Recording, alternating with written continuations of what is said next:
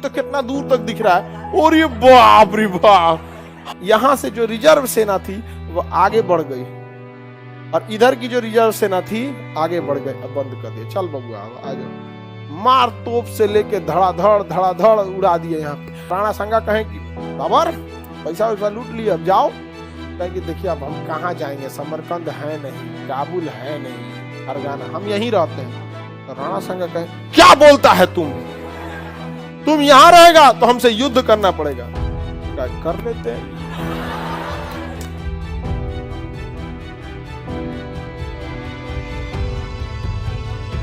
पंजाब का सूबेदार दौलत खान, इसका चाचा आलम खान और राणा सांगा, इन्होंने निमंत्रण भेजा बाबर को। ये तीनों जना निमंत्रण कहां भेजे? बाबर को। कहा कि बाबर आओ तो थोड़ा, बाबर आओ तो थोड़ा, अब मारो इनको। ये आज भी बिहार में होता है, ये बहुत खराब समस्या है। अपनी लड़ाई में वो किसी और को बुलाएगा, मारा तो उनके 2 साल 3 साल बाद इन्हीं दोनों में झगड़ा होगा, इन्हीं को मारेगा वो। ये चीजें बहुत उटपटांग है हम लोग के यहाँ। ये सब चीजें मतलब किसी को नीचे दिखा के खुद को ऊपर करना, ये परंपरा बड़ी खराब रहती है। तुम्हें लड़ना ही है तो वेट कर लो, जब तुम उस लायक हो जाना तो लड़ लेना। यहाँ पे दूसरे तीसरे को इन्वॉल्व करता है सब। यहाँ पे तो बताइए, उधर आलम खान लोधी, दौलत खान लोधी और इधर इब्राहिम लोधी, राणा सांगा। एम हटा के यार लिख दें, राणा सांगा, दौलत खान लोधी, आलम खान लोधी।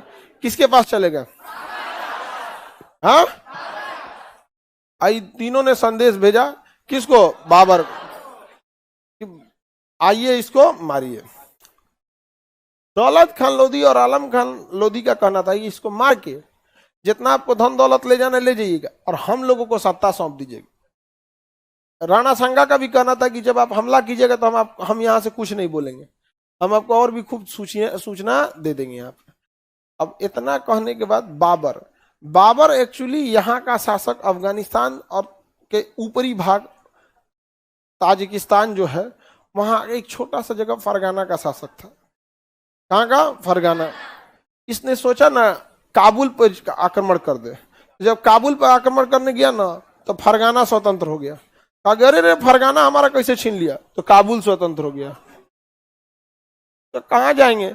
तो कहाँ गया? समरकंद गया। समरकंद जीतने के लिए तो फिर काबुल से विद्रोह हुआ, फरगाना से हुआ। सोचा कि समरकंद तो जीत गए हैं, हमारे हाथ से काबुल है, फरगाना चला गया है, वापस इसको लेने जाते हैं।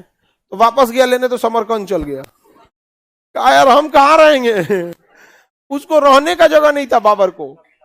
अब पत्थर गेड़ ओढ़ के सोता था सब, उसमें राजा थे सब, वहां पे पत्थर उतर के जमीन पे यहाँ पे। और उसको निमंत्रण मिला कहाँ पे? भारत। जब वो भारत में आया ना बाबर अपनी सेना को लेके, यहाँ देखा कि बाप रे सीधा मैदानी जमीन है, कोनो पहाड़ वहाड़ नहीं है, घोड़ा पूरा रेस से दौड़ रहा है। आया कहा के रे यार मारना किसको बताओ तो। राणा सांगा बताई तो कहा मारना है किसको? कहा वो है इब्राहिम लोधी को मारना है। कहा हाँ हमारे भतीजा है, मारिए उसको। यहाँ पे कहा हम पंजाब के सूबेदार हैं, मारिए इसको मारिए। तो आया कौन? बाबर पंजाब क्रॉस करके हरियाणा पहुंच के दिल्ली बॉर्डर पे अपनी सेना लगा दिया। और दौलत खान लोधी ने इब्राहिम लोधी को सूचना तक नहीं दिया। वही तो बुलाया था, वरना वो पंजाब से चला आया, अफगानिस्तान हेला, मुल्तान पार किया, पंजाब क्रॉस किया, हरियाणा क्रॉस किया, दिल्ली के चौखट पे पानीपत। दिल्ली से कितना किलोमीटर है? 60-70 किलोमीटर। दिल्ली बॉर्डर से 60-70 किलोमीटर है पानीपत। आए कौन सा चीज? सोनीपत, पानीपत, ये सब हरियाणा में ही है। और वहां पहुंच गया कौन? अपनी सेना लगा दिया बाबर ने क्या लगा दिया? सेना।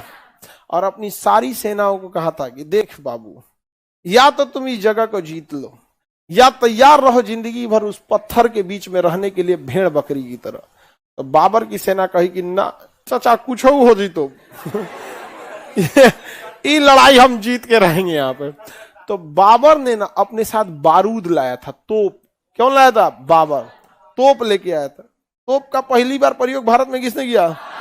बाबर ने तोप लेके आया था और हर सेना के बीच में खाली जगह छोड़ता था, तोप लगाता था यहाँ पे और तोप से बारूद निकलता था। और बाबर ने पानीपत के मैदान में अपनी सेना को ना अर्धचंद्राकार रूप में खड़ा किया था। कैसे खड़ा किया था?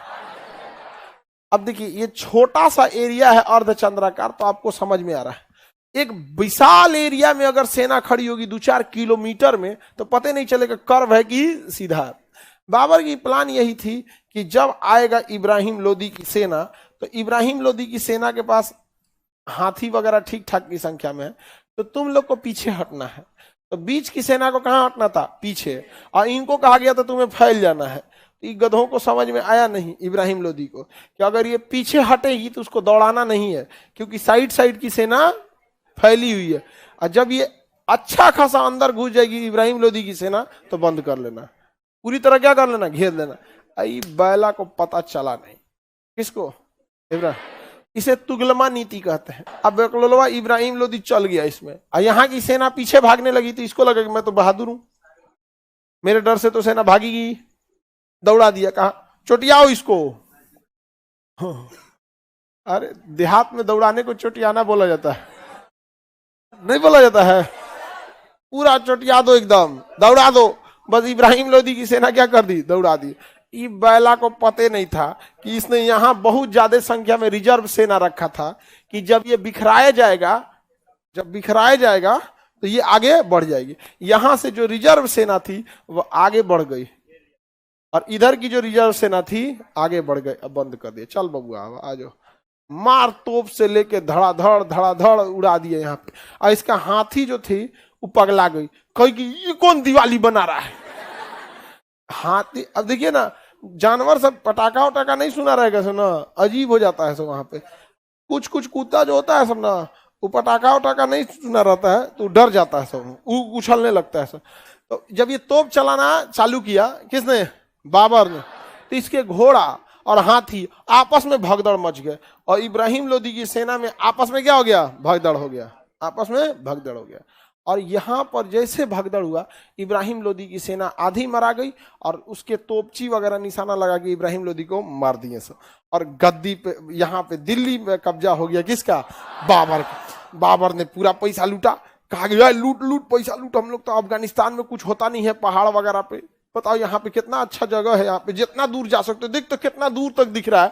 और ये बाप रे बाप, हाँ, खाली उन सब के यहाँ तो खाली पहाड़ होता है, पहाड़ पे ज्यादा दूर थोड़ी है, ये पहाड़ से वो पहाड़ दिखता है। और ये कितना अच्छा जगह, यहाँ हम अपन जगह बना लेंगे, घर बना लेंगे, ये कर देंगे, यहाँ कर देंगे, पूरा यहीं पे रहने लगे। तो बाबर कहा कि हम जाएंगे कहाँ? समरकंद मेरा है नहीं, काबुल मेरा है नहीं, फरगाना है नहीं, जाएंगे कहाँ पे? अब बाबर बताया नहीं था इन सबको कि हमारे रहे की जगह नहीं है।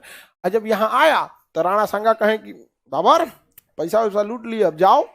कहे कि देखिए अब हम कहाँ जाएंगे, समरकंद है नहीं, काबुल है नहीं, फरगाना, हम यहीं रहते हैं।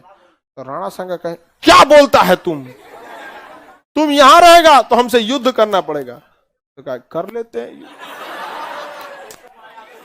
अब जैसे उसने कहा कि हम भारत में रहेंगे, उसका लड़ाई किससे हो गया? राणा संगा।